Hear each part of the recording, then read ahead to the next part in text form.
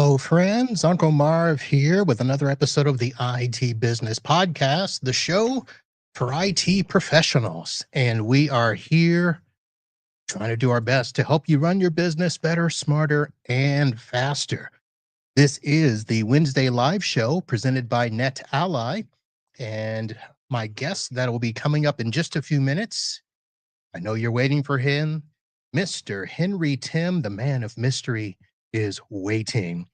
But before we get started, I want to go ahead and do a second thank you. I put out a show earlier this week and gave a recap of all the conferences that I was at over the last 3 weeks.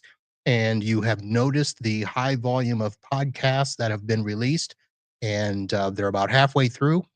I've got two more tomorrow and then one on Friday, culminating with the great Rob Ray. So those are all happening. I was at ASCII Edge in Tampa. I was at DattleCon of Miami. I was at IT Nation in Orlando. I will be talking about swag a little bit later as well. I combined all three into one swag presentation because you know what?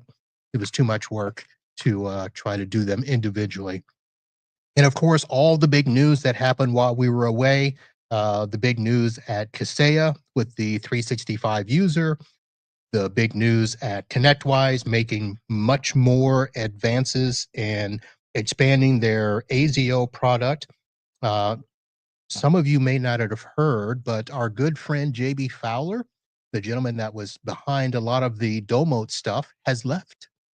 And I don't know where he went. I don't know what happened, but Giancarlo is still there and we are chatting. And I mentioned them specifically because many of you have noticed that they've raised their price again. They've actually done two types of models. They've got one site model, which is what most of us are used to, where we pay for the device per site. And I think that's $35. And then they have a per device model, which is much more closely aligned with our MSP model. So the number of devices that you have at the site, which falls under what they call their persistent devices, is what you'll be charged. I think it's like $1 and something per device. So if you've got a site with, 50 devices, you'll be charged 50 times whatever the rate is. 1,000 devices, you'll be charged, accordingly, which falls in line with a lot of the MSP pricing that many of you are used to. So that has happened. No changes for me just yet, although I was presented with a 1-year contract to extend with them, which I have not signed yet. I had a chat with my rep today and said, not sure about that. So, of course, while I was in Orlando, I had a chat with the CEO at Avic, a company that I have not spoken with before, the direct competitor to Domotes. And I think there may be something happening a little bit later where I do a show, Domotes versus Avic. And we shall see how that goes. But looking forward to that. Let's see what other notes here. Of course, coming up on Friday will be my interview with Rob Ray. I mentioned to you guys before that I asked him some questions about the Pax8 pricing. I asked him about the credit card fees, which was a big thing that has come up. Pax8 is passing those on to you, just like you're passing them on to your customers. And there was a big uproar about that. And of course, the partner pricing, if you're below a certain threshold, you'll be paying a partner fee or platform fee or whatever it is. That probably will be me because I don't have a lot of stuff with Pax8. So we'll see how that goes as well. A lot of other news out there. We'll get into some of that with our guest, Henry Timm.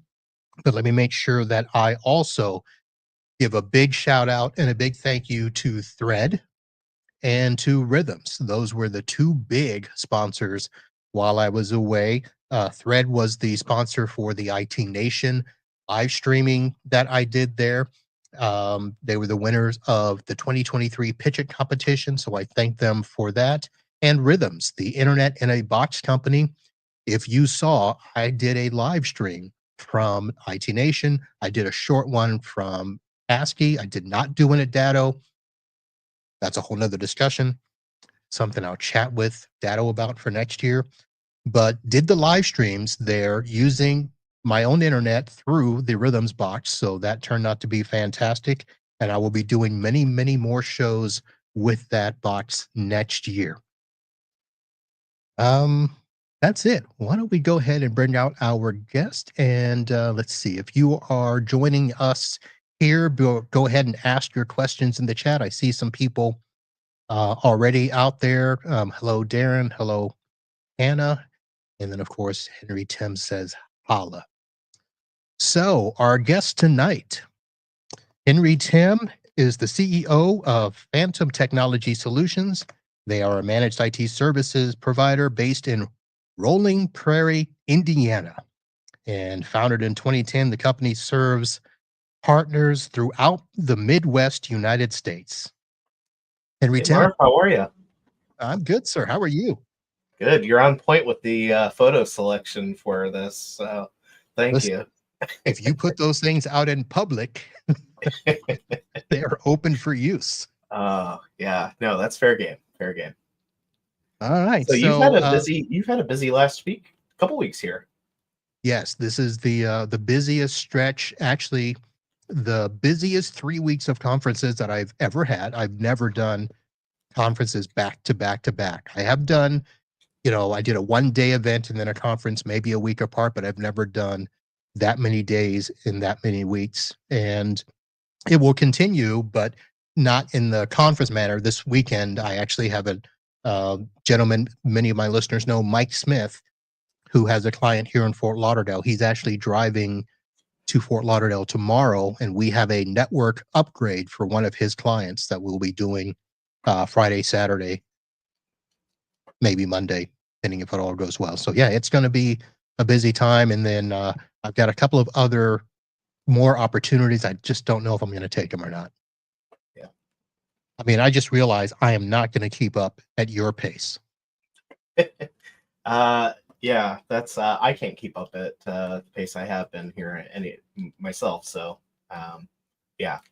Well, why don't we start with that? Because that is the question that people probably most ask when your name comes up in conversation. The question is, how in the world does he do it? So let me just ask for everybody. I'm sure you've answered this in private, but I'm going to ask you in public. How in the world do you run an MSP and go to so many conferences a year? And let me ask you to qualify that first by saying, do you know how many conferences you've attended this year? Yeah, so I think I'm at 47 events so far this year. Um which is amazingly less than last year. I'm traveling less than last year, which is crazy. Um, but I can say that what enables me to do it is that I've got a great team both with my MSP and with the Tech Degenerates community. So I'm very thankful for that. Obviously, not a whole lot of sleep, or at least not as much as I would like. And I'm very thankful that we've got some good SOPs and systems and delegation in place. As to why, for me, it's fulfilling a mission. It is about educating other MSPs that are out there, extending resources and that education to others, hopefully in removing some paywalls and hopefully humanizing the space some as well. Um, by the grace of several people in the channel, they've kind of afforded me or supported that endeavor. So a lot of these events that I'm traveling to, I'm either speaking, directly involved in the event organizing, or there is a financial component to my attendance there. So it's not just paying to go to events and party and all that good stuff. It's about the content and having a direct impact on the industry and the future of the industry. So let me ask about the impact, because there's a lot of groups, a lot of people trying to make impact, and it's almost as if there's, I don't want to say too many making an impact, but I mean, what is the actual end goal in terms of the impact? Do you have a specific point in mind? I don't know that it's a specific point. I think for me, it's seen some shift a little bit in the dynamic between MSPs and vendors and event organizers, where it's a little bit more equal between those three parts. And I think that kind of say this. I want people to realize that they can be vulnerable with each other. That there's strength in that. That there's strength in community with each other and cheerleading each other. There's historically been a lot of bravado in our space, and a lot of chest thumping. And I'm hoping in time that we'll see more and more of that fade away. So, I mean, I think I know what you mean, and I'll be ginger as to how I say a lot of this, but doesn't a lot of that seem to be changing with a lot of the private equity coming in and vendors are, you know, selling out and, those private equity folks, they don't care. They're No, looking at the bottom line. yeah, that's kind of the uphill battle to be had here. But I think that there are enough people and vendors and MSPs in the space that give a damn, that they want to see um, a profitable future for everyone involved, where everyone wins, as opposed to kind of a one-sided kind of return. So I think what's happening is, yes, you do have private equity coming into the space and polluting some of the products and events in the space. But I think you're also seeing kind of some pushback happen from the wider community, where they realize that it's more than just the dollar value at the end of the day, more than just profit, that there are relationships and there's more to add to each other than just that dollar. So there's, the private equity side, but there's also the vendors that are doing the marketplaces. Now, to some degree, the marketplaces are supposed to be for our benefit. They're supposed to make it easier for our clients to go to our own store within a marketplace and purchase. But at the same time, if the doors get opened up to our clients so that they can see, you know, behind the curtain, they can see the price of things, they can see stuff, they can purchase things without us. Mhm. That's another component that could, and I'm not saying it will. I don't want any vendors yelling at me saying that I'm poo-pooing on the marketplace. But that makes me a little nervous. Yeah, for sure. And I think a lot of that is PE driven. But I will add that not all PE is bad. There are some good ones out there that do seem to understand the idea of wider community and kind of what makes our part of the space different. So there are those benevolent or semi-benevolent PE firms that are out there and do exist. Unfortunately, they are a minority, and so there is a commoditization that is being pushed by a lot of the PEs. I think where we succeed, though, as a community, is by sharing the tactics and the strategies that allow us to kind of pivot into that next iteration and evolve into those business advisors and add value to those clients beyond just the traditional services that we have been providing. So let me ask this question in terms of the degenerates, because I know that that's your goal, but perception wise, people see the degenerates at the events and you're dressing up, you're having fun, you're telling crazy stories, Yeah. and they may not see what happens elsewhere in terms of the good, the community, and stuff like that. I'll be honest, for the listeners here, I know I'm a part of the degenerates, and to some degree, I'm signed up for. I don't even and see. Here's how bad I am. it was Discord, then it was Signal, now it's back to Discord, or see, I don't even know. I know when I log in, there's like 1,000 messages I haven't read. Fair. Yeah, no, we went Signal to Discord. Okay. And yeah, there was some strategic reasoning behind that. But yeah, obviously the costume portion of things that happens at some events is the most attention getting portion of things. But I would encourage people to have a conversation with us or just come explore the Discord because there's a lot of value that's being created there that is available for free.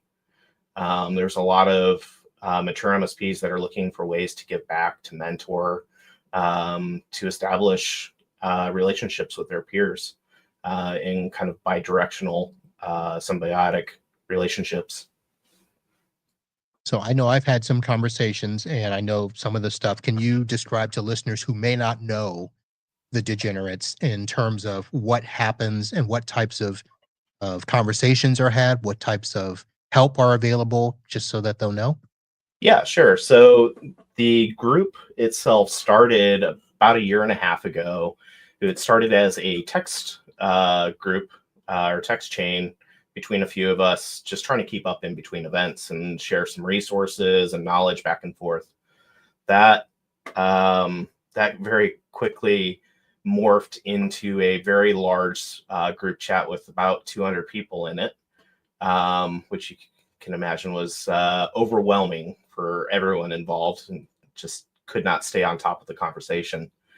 Um, and so what we did is we migrated to Discord so that we could have a little bit more structure to those conversations. I will be the first to say that I initially fought that because Signal was just a much easier platform for me that I was more comfortable with.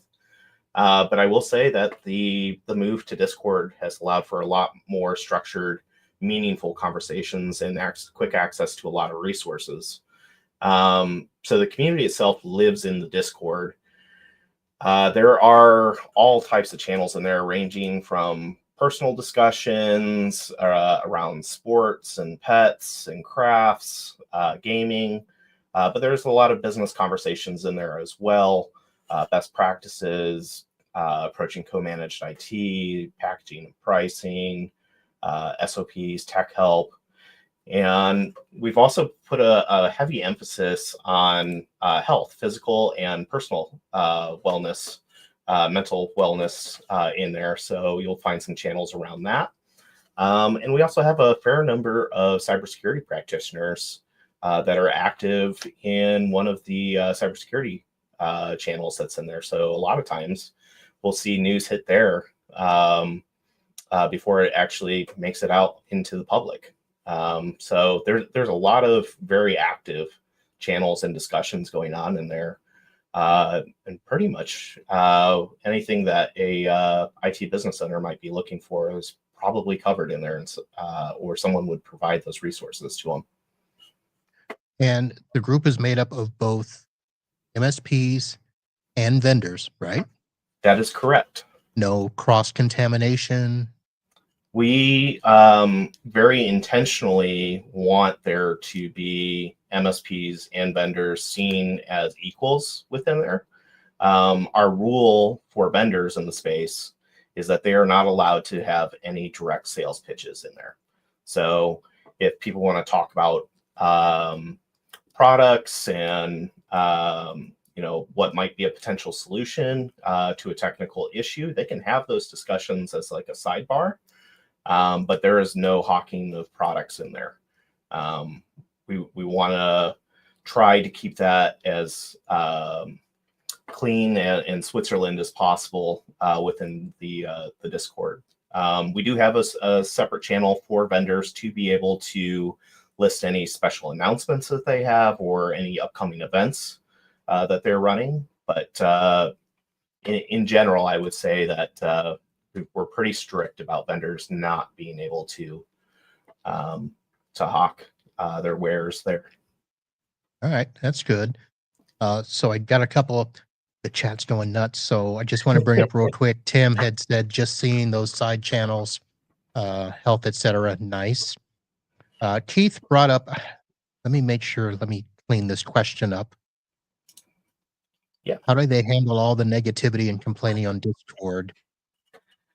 We've When been found the depression. I'll be honest. So I've been in there a couple of times. Now I've not been in the side rooms. Yeah. You know, I treat it like Vegas. I stay on the main strip. So I've not seen that. Has there been any off-road activity? It does occasionally happen, but I would say in general, we've been very fortunate that the user base itself has been very good at self-policing and self-moderating those that kind of abuse our code of conduct and any negativity. Usually, if something like that happens, and I can only think of one or two instances that really stand out. The admins are typically notified and try and intervene, but usually the group in general that's in there does a really good job of curtailing the conversation. All right. So I'm going to do something I normally don't do. You and Yeah. I have rarely had the opportunity to just sit one-on-one and chat. Got a big posse that follows you, usually in the same colored shirt or outfit. I'm going to ask you, if I were to come to you and say, hey, tell me about this or that, or give you the opportunity to ask me a question, what would you ask me? I would want to know what your long-term goal is and where you see yourself with your MSP and the podcast in, say, 5-10 years. Oh, short answer is I don't know. It's a hard one, right? Well, it's one of these things where because I've got to separate them. So the business is always first. I know that people may look and see the podcast doing a lot more and wonder if it's going to take over. The short answer is no. There is not a ton of money in podcasting, so Sure. I've got to work to pay the bills. Plus, the wife would probably But the stab me in love my. is the podcast, yes? The podcast. Let's come back to that. Okay. So for the MSP, the business. So I have operated my business with intention. So even though I did try to grow it a while back, that just wasn't the path. And I have done this boutique style for the last 10, 12 years. And it's worked. I like it. It's good. Yes, it's comfortable. So I have this plan in 2 years where we will start to work on a 10-year exit strategy. That's all I've done. I've not looked any further than that because I don't want to push myself down a path without having time to think about it and stuff. Because in 2 years, we will probably not be in the space that we're in now. In 2 years, the industry will have changed some more because I do believe that we've got another 12 to 18 months of some big changes happening.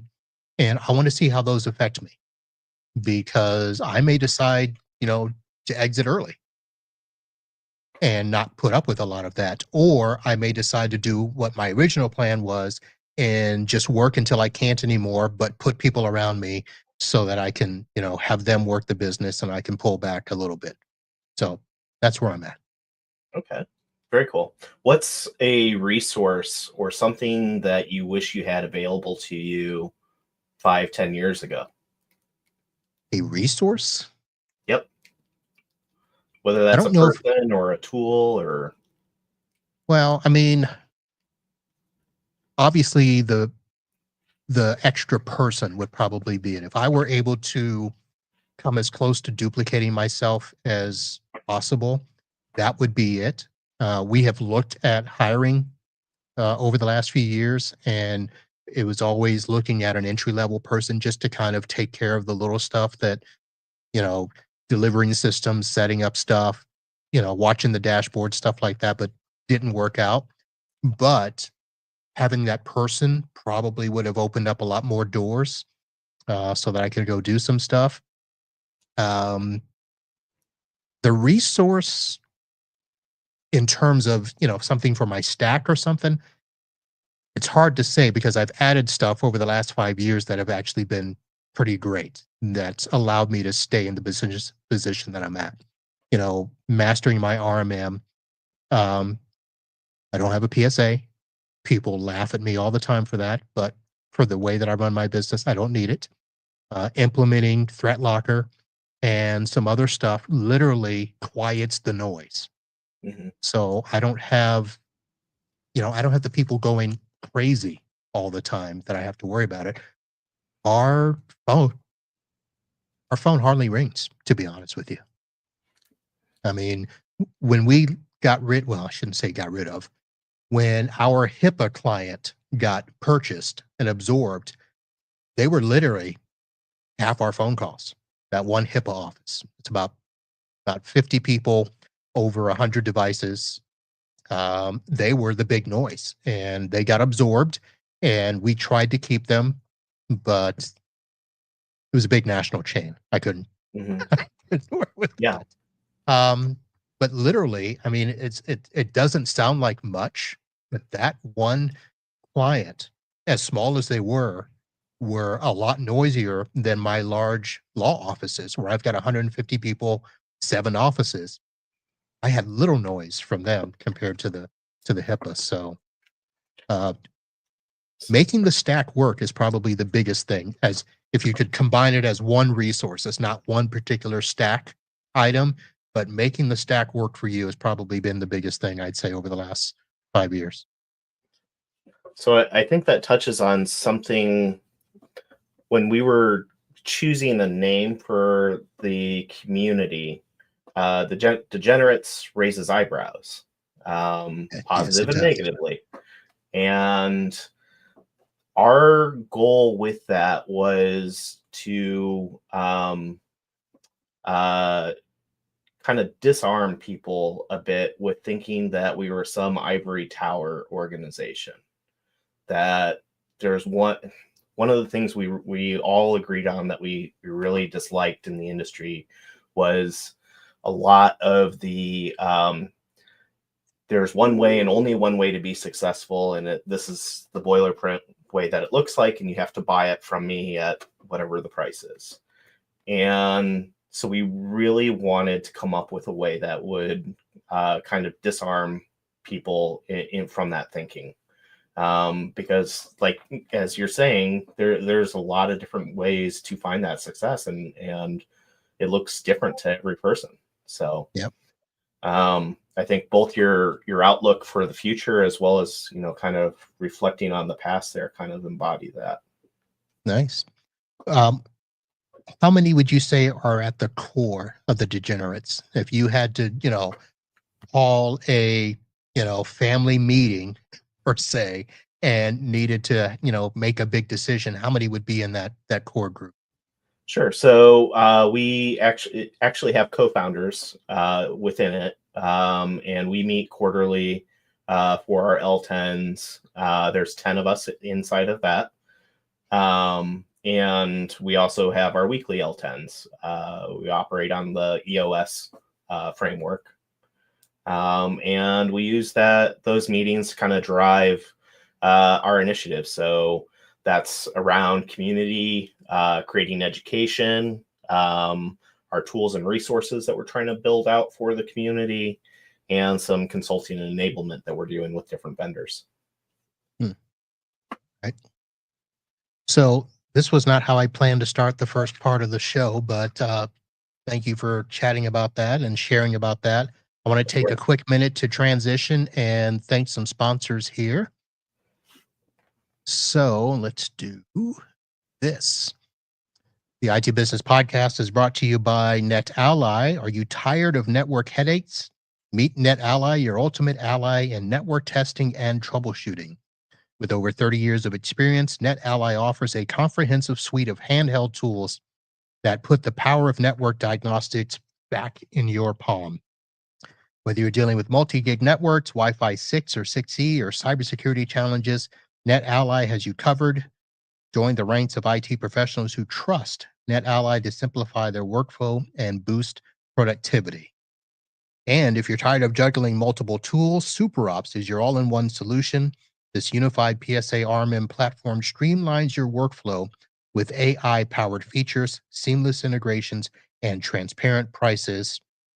And TrueGrid, secure RDP, simplifies your life. Access Windows desktops and apps from anywhere with zero trust security and no firewall exposure. So thank you to those sponsors. SuperOps, by the way, if you watch the live show and you see me sipping from this cup, they are the mug sponsor, and they also sponsor the upcoming Florida Man segment that Tim is so prepared. We'll see. All right. So let me ask you this. Now let's go back, from the Degenerates to your MSP. Yeah. So many people, talk about the fact that does he really work in his MSP? I mean, how does he have it going? Obviously, it's something that you've built up as a well-oiled machine. But talk about how that came to be and, where you got to the point that, yes, it's all where you want it to be, but how did it start, when you left the healthcare sector, I guess is the best way to describe it, right? Sure. Yeah. And I guess preemptively, I'll just say that it's not always a well-oiled machine. We're dysfunctional like everyone else. So just disregard that right off the bat. But yeah, so I did start out in the medical field. I thought I was going to be a doctor one day. I was a biology major in school and was working at a hospital, and eventually had pitched some ideas around IT to the department, and was offered a position, which eventually led to working for a large distributor as their CIO for a number of years before starting this MSP. And MSP is now, 14 years old. Okay, wait, hang on. You kind of glossed over some stuff. I mean, if you're going Yeah. to school for biomedical stuff, how do you end up pitching stuff? If you're going to be a doctor, how did So you end I up in don't. IT? Yeah, I always had a knack for computers. So I got on the. I became an annoyance to the in-house IT as early as fifth grade. Starting to try to get around passwords and so forth on school systems. The That escalated in high school, where I had an agreement with a few other individuals to effectively test with permission the school's security, technology security, which led to me being pulled out of class and threatened with lawyers. But it was good. Got a lot of really great experience out of that. Now very good friends with all those that were on the IT tech team at the school at that time. I just, despite having enjoyed that time and enjoyed playing with technology, I just always thought that I was going to go in medicine because that's my family was all either doctors or engineers. I was going to say family, right? Dad, Yep. mom. It's boy, make us proud. Yep. That's my mom's family, my dad's family, everyone was either a doctor or an engineer. So All right. yeah, thought I was going to go down that route. I enjoyed my short stint down that road, but yeah, life pushed me back in this direction. So the ideas that I pitched were around the EMR that they had in place in their emergency room, and some configuration development changes around that. All right. So I take it they poo-pooed your ideas, said, no, we're not going to do that. So you said, I'm going to go start my own company. No. At the time, they actually were very supportive of the ideas that I brought to them. Um, and through the previous friendships, someone at a distributor heard that was making a transition into IT from within the hospital there, and they offered me a position as their CIO for that distributor, Okay. which I migrated over to for about 4 or 5 years before starting this organization. All right. And why'd you So leave that? I mean, that's a crazy path. it is. Doctor to distribution to MSP. I mean, what made the shift? Um, I sat on that side of the desk being sold to by people that didn't know and understand the space. They were trying to put up metrics. There's one particular IT shop that was constantly trying to sell me that I just really had a distaste for their business practices and sales tactics, and thought that there must be a better way.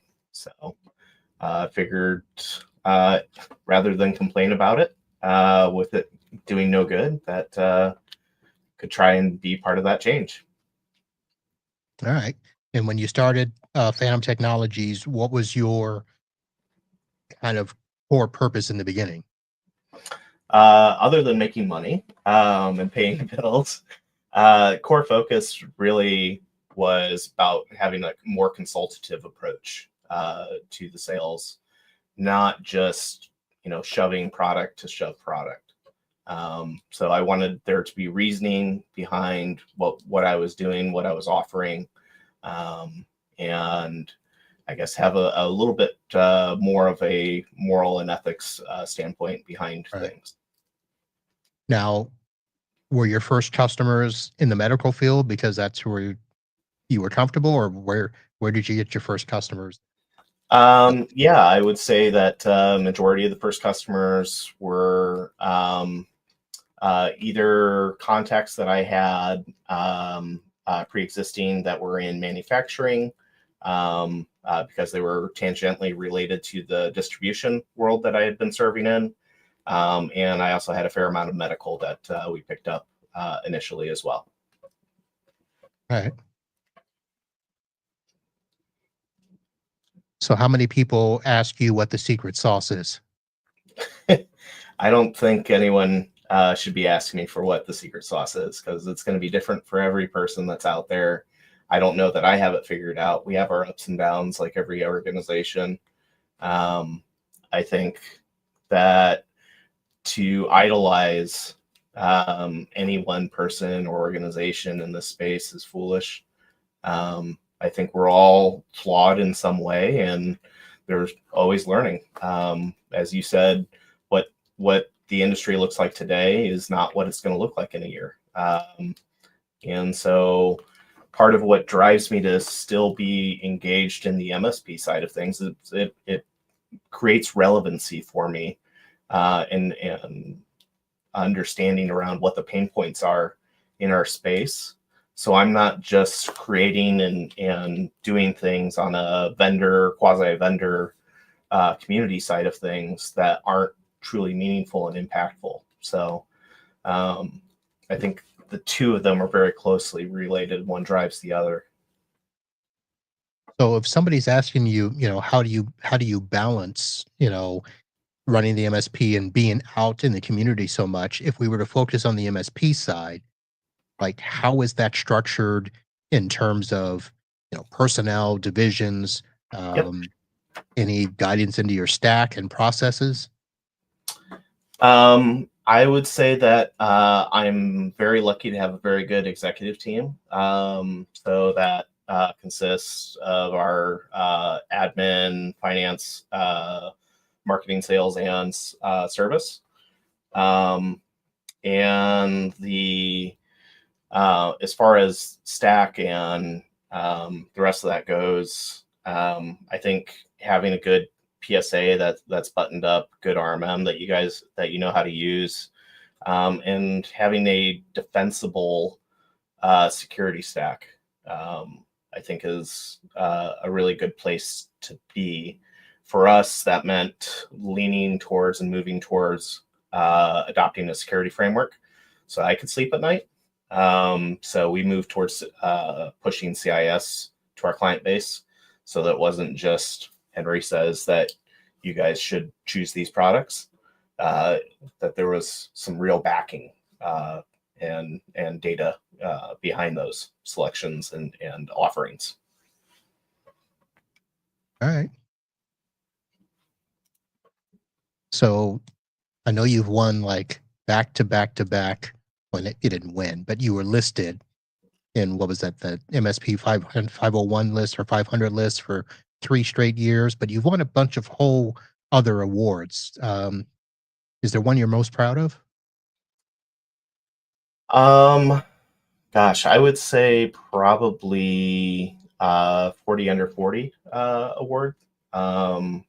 So our I couldn't pronounce the name or I would have brought that up. The Michiana 40 under 40? Michiana, yeah.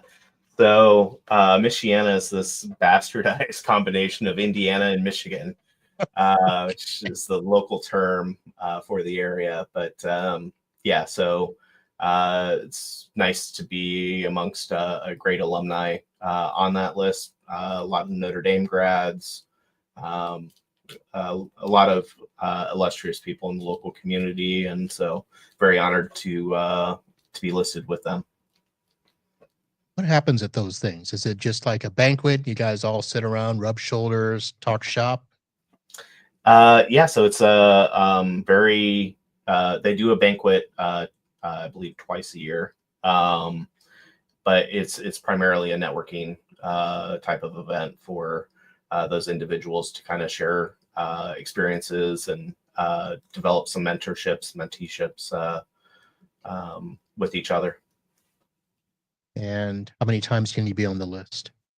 You can only be on once. Really? Yep. That's interesting. Yep. So if you hit it at 40, you're They done. told me so. Huh? At least that's what they've told me. Okay. So 40 under 40. So if you hit it in your 20s, you're done. You got to find another list. Yep. All right. How long ago were you on that list? Don't tell me your age. Just tell me how long ago. I think like 8 years ago. Okay. All right. So you're probably 40-ish now, so that's good. Yeah. 40 will be next year for me. So okay. All right. It's scary, right? Good guess.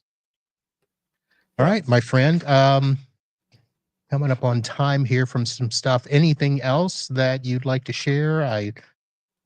Like I said, we did not stay on track with stuff. I just asked you some questions, you answered, and they were all good answers. But anything going through your head right now? I think the biggest thing that I would want people to, as kind of take away from conversation, is to open up and be vulnerable with each other. Find a community, find a mentor, find a peer group, find someone that you can have that vulnerability with, and try and grow that way. Peer groups is the thing. Very much. There's a lot of value there. That's really the reason I don't make those degenerate groups, is my peer group meets on those nights. The one you're doing with Dawn? Yes. Yeah. That's why we always show up late. Yep. And you guys have already devolved into your conversations. Yes. Yeah, very much so. All right. So before we continue on, I did say that we want to talk swag. I'm not going to do the entire swag presentation that I normally do, but I put together a little pictorial graph, and that's actually not in order. So the first thing I want to do is say thank you to Cynthia. One of the things that has happened with swag at conferences is I go with the idea of I want to find something that is new, unusual, and something that I will use, and not something I'm just going to dump in the trash can on the way out of the hotel or as soon as I get home. So CyberQP came up with this nifty new pen idea, and I won't have a way to show you right now. But the reason that it bends the way that it does is that it's supposed to hold up your iPhone or your mobile device. It sits up on the side and holds it up there. And I'll be honest, I couldn't get it to work because you can't hold your phone up vertical. You have to hold it up horizontal because the phone is too heavy for the pen. But kudos to CyberQP for trying to come up with something new and exciting for us to use. I also want to reach out and say hello to Brooke Lee, ScalePad. This was something that she brought to DattoCon down here in Miami. A fantastic idea. A bunch of people from out of town showing up in Florida and needing this. And basically, it's a bag of suntan lotion, chapstick, and a cool down lotion. I know some of you guys got burnt on the first day. So this was a fantastic goodie bag idea. And I want to say congratulations to Brooke for also thinking out of the box. Movilla, a new company to me in the channel. Actually, I found out that they had a representative reaching out to me to be on the show. And they're, first of all, it's, I'll have to show you guys, but it's a pen, it's a eraser, it's a flashlight. Um, cool idea for a pen, but I have to say it broke on me today. So that's why it's number 3 in the list and not moving up. Galactic Advisors, I always am looking for pens that write well and have a little bit of heft to them, feel good in the hand. So this is something I wasn't actually counting on, but the Galactic Advisors Magic Pen was just picked up this past week at IT Nation. So that is listed there. Uh, Edwards Performance Solutions, a company I had not heard of. And I actually put them on this list, not because I know them or anything. I just grabbed their stuff. They had a complete package of swag from the pen to this little cleaning kit. And there was a third item that I cannot find because I think somebody swiped it from me. But I believe that it was, I'm not going to say what it was because I don't want to get it wrong. So if somebody has this Edwards Performance third item in the pack, let me know because I really wanted to thank them for that. They also put their business card inside of this, which is something that I like. Rather than having to be scanned at the booth, they just put the card in, knowing you're going to take swag so I can call them at my leisure and they're not hounding me with calls. Black Point Cyber. I usually don't do drinkware a lot, but they got a Yeti. And I love me a nice, hefty Yeti type drinkware. Very sleek, very nice. Not a fake Stanley, but a very nice mug there. So Black Point Cyber. Now, t-shirts. And I picked this one only because this is the design on the back. And I know that the Cyber Fox girls don't like me because I chose Threat Locker over them a while back when choosing a product, but this is a very cool design. The front of the shirt, not so much, but this I thought that's a cool thing. If I were to wear a vendor shirt, I could wear this with that on my back. So kudos to CyberFox with coming up with a nice design on the back. Shirt wasn't as soft as it could be, but still a good shirt. I have to really do a shout out to Thread coming up with this nice little Florida shirt design.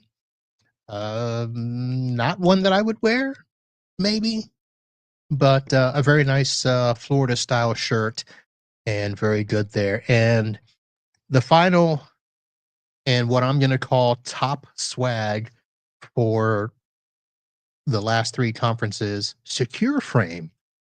Again, a company that I've not really chatted with before, never been on the show, but they've got this polo, which is, again, something you don't really find at conferences, a polo shirt. And this is actually a Nike dry fit shirt. So, boom, very nice design in terms of the shirt.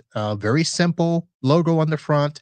If I were to wear a vendor shirt, this would be one I would wear. And folks, you will never see me wearing a vendor shirt because they don't pay me to wear their shirts. But if I were to wear a shirt, this would be the one. Tim, what do you think of my list?